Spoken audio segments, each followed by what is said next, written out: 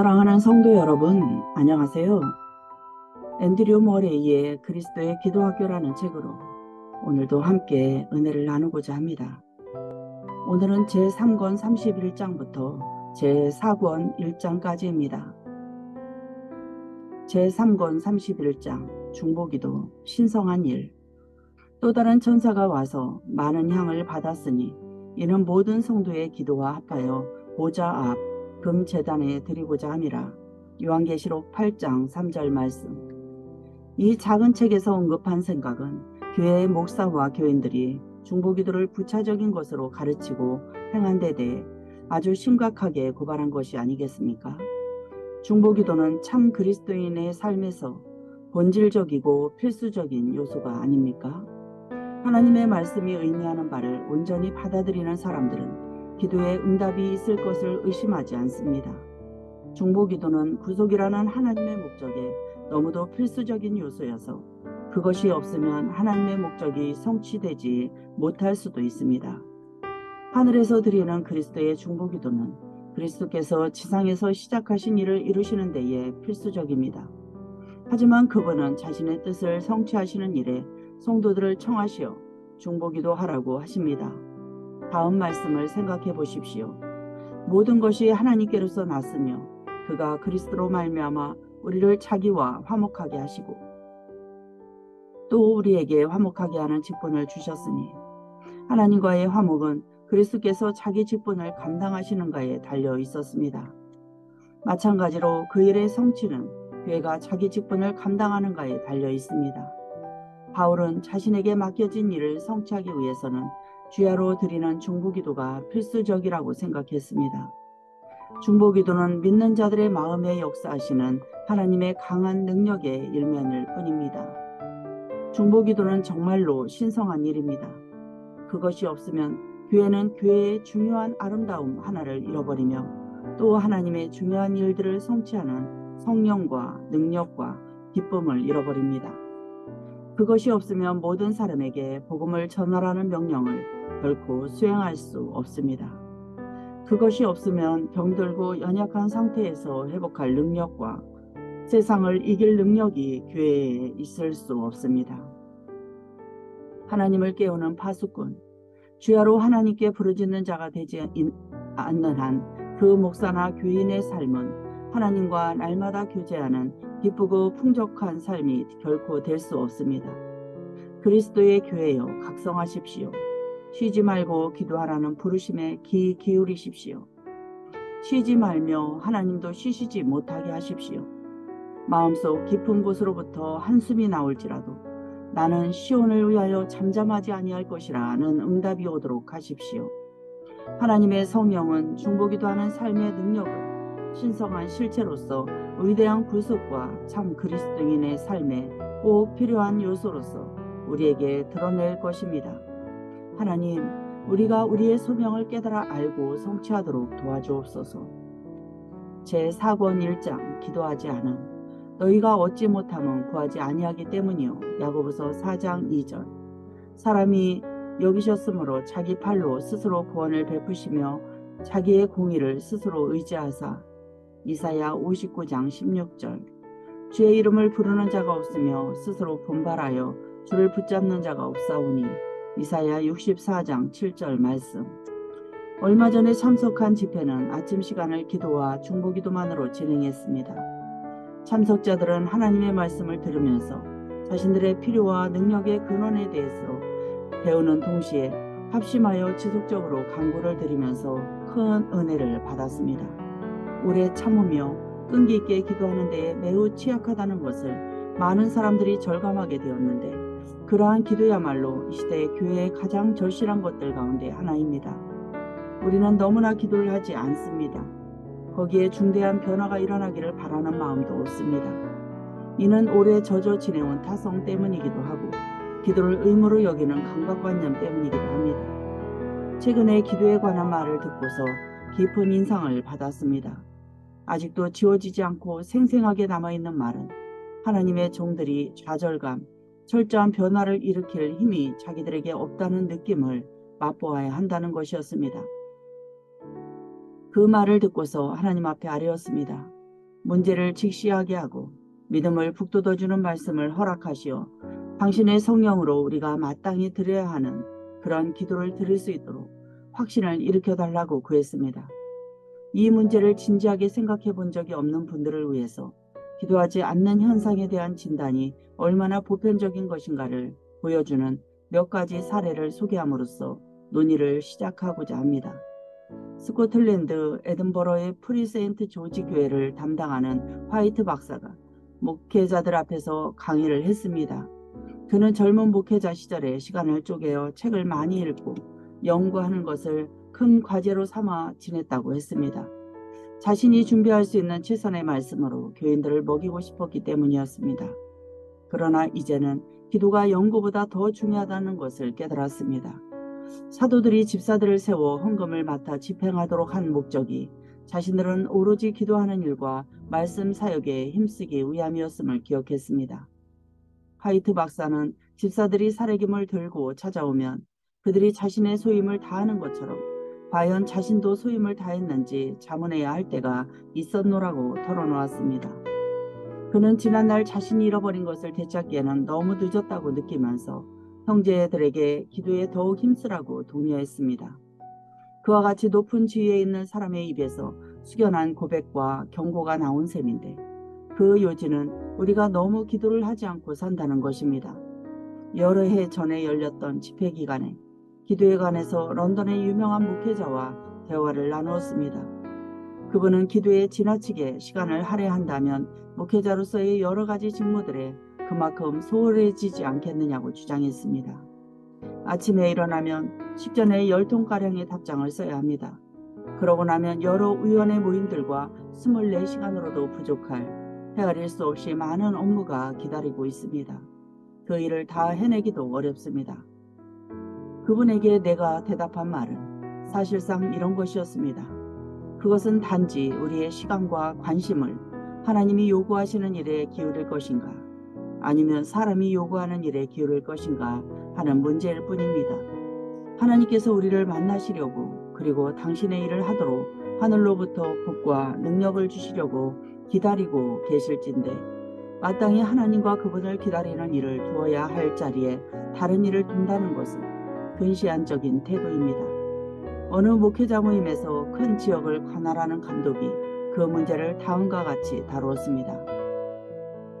저는 아침에 일어나서 아침을 먹기 전에 1시간 동안 말씀과 기도로 하나님과 함께 보냅니다. 출근해서는 종일 복잡하고 다양한 일을 수행합니다.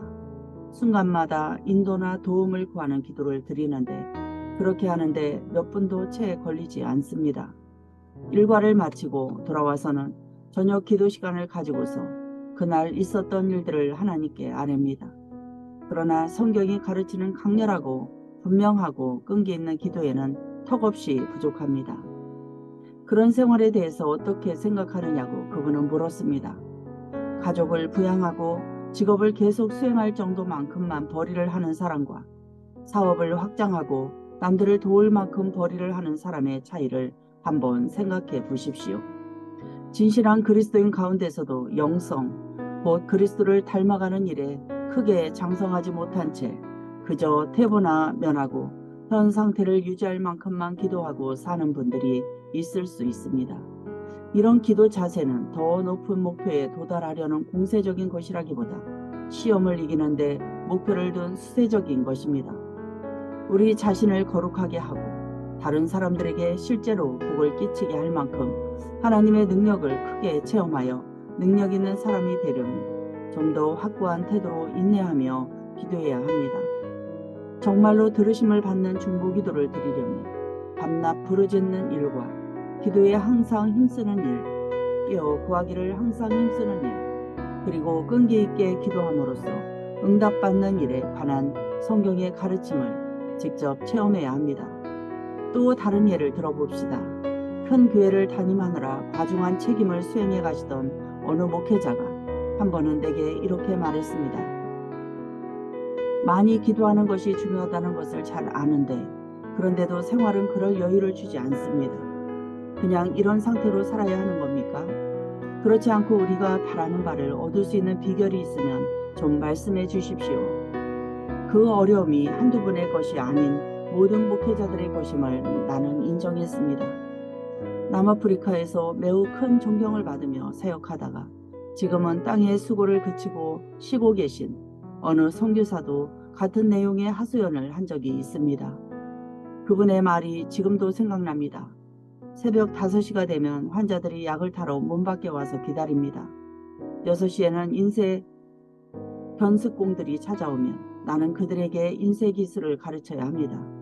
9시에는 학교에 나가면 늦은 밤까지 여러 통의 편지를 써야 합니다.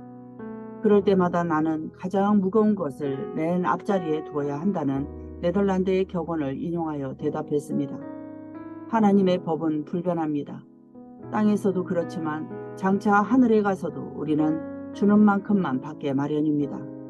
하늘의 은사들을 받기 위한 의무들을 수행하기에 꼭 필요한 대가와 희생과 시간과 관심을 기꺼이 지불하지 않는다면 천상의 능력을 맛보면서 사역할 생각은 하지도 말아야 합니다.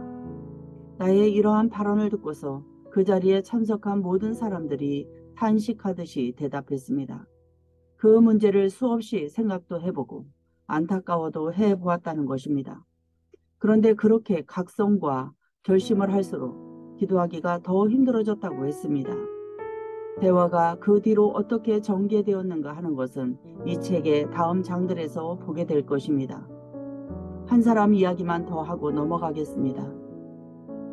여행길에 호울리 수도에 신부 한 분을 만났는데 그는 영국 성공의 목회자들을 위한 수련회를 방금 인도하고 돌아온 참이었습니다. 그가 어떤 방향으로 가르쳤는지 궁금한 생각이 들었습니다.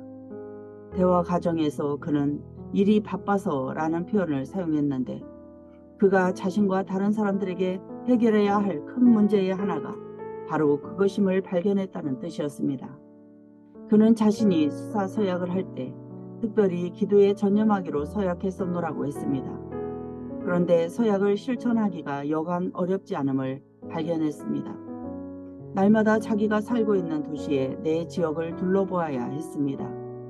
전임자가 설립해놓고 간 여러 위원회들이 있어서 그 일을 다 맡아봐야 했습니다. 마치 세상 모든 것이 공모하여 기도하지 못하도록 방해하고 있는 것만 같았습니다. 이런 간증들은 목회자들과 그리스도인들의 삶에서 기도가 마땅히 차지해야 할 자리를 차지하지 못하고 있는 현실을 한 목소리로 규명해 줍니다. 기도를 별로 드리지 못하고 산다는 것이 모든 이들의 한결같은 고백이고 막상 기도하려고 해도 어떻게 기도해야 할지를 몰라서 진실하고 온전한 기도 생활을 하지 못하는 사람이 많습니다. 하지만 감사해야 할 이유가 있습니다. 무릇 사람이 할 수 없는 것을 하나님은 하실 수 있느니라. 하나님이 능히 모든 은혜를 너희에게 넘치게 하시나니 이는 너희로 모든 일에 항상 모든 것이 넉넉하여 모든 착한 일을 넘치게 하게 하려 하심이라. 많이 기도하기를 하나님께서 원하신다는 사실이 짐과 자책의 원인이 되어서는 안 될 것입니다. 하나님께서는 기도가 기쁜 일이 되기를 바라십니다. 기도 시간에 신선한 생각을 공급하시어 우리의 일을 잘 수행해 나가도록 하실 수도 있고 우리를 통해서 동료 인간들에게 일하실 수도 있습니다. 부끄러운 죄를 자백하기를 두려워하지 말고 만일 자백했다면 우리의 전능하신 구주의 이름을 의지하고서 그 죄에 맞닥뜨려야 합니다. 하나님께서 빛을 비추어 우리의 죄를 드러나게 하시고 그로 인해 정죄하심으로 죄에서 빠져나와 하나님을 기쁘시게 해드리는 자유의 삶으로 들어가는 길도 보여주실 것입니다. 이 한 가지 문제, 즉 기도에 신실하지 못한 생활에 대해 큰 책망을 순순히 받는다면 하나님께서 이런 깨달음을 쓰셔서 우리가 고대하는 기도할 능력을 주실 뿐 아니라 이에 따르는 새롭고 건강한 생활의 기쁨도 주십니다. 기도의 부족을 절감하는 것이 어떻게 하면 복의 수단이 될 수 있으며 악을 정복하는 길에 들어서는 입구가 될 수 있겠습니까? 어떻게 하면 지속적인 기도와 중보기도로서 아버지와 나누는 사귐을 정상적으로 유지하여 우리와 우리 주변 세계에 복을 끼칠 수 있겠습니까? 내 판단으로는 먼저 하나님의 말씀으로 돌아가서 하나님께서 자기 자녀의 삶과 교회의 삶에서 기도를 어떤 자리에 두셨는가 하는 것을 배워야 한다고 봅니다. 어떤 기도가 하나님의 뜻에 맞는지, 하나님께서 은혜를 베푸시면 우리의 기도가 어떤 것이 될 수 있는지를 새롭게 깨닫는다면, 우리에게 번번이 실패를 안겨주는 원인인 지속적인 기도의 부족에 대해서도 연약하고 부족한 견해를 말끔히 씻어내게 될 것입니다. 하나님께서 세워주신 이 은혜의 방편이 얼마나 합리적이고 정당한가를 바로 이해하고, 이것이 하나님의 사랑과 우리의 행복에 얼마나 부합하는지를 깨달으면 기도가 항상 무거운 부담만 안겨준다는 그릇된 인상을 씻어낼 수 있습니다. 기도를 하늘의 복을 땅에 임하게 하는 유일한 방법으로서 받아들이고 온 마음으로 기뻐할 것입니다. 호흡이 건강과 생명에 필수적이듯이 기도도 성령의 인도와 충만함을 받는 그리스도인의 삶에 필수적입니다. 이것을 믿을 때 기도에 대한 의무감과 부담감, 노력과 긴장이 말끔히 사라질 것입니다. 하나님의 말씀이 기도에 관해서 가르치는 내용을 배우고 받아들이면 그동안 기도 생활에 실패한 원인이 성령 안에서 살지 못한 데 있음을 알게 될 것입니다. 기도는 영적 생활에서 가장 천상적이고 신령한 기능들의 하나입니다.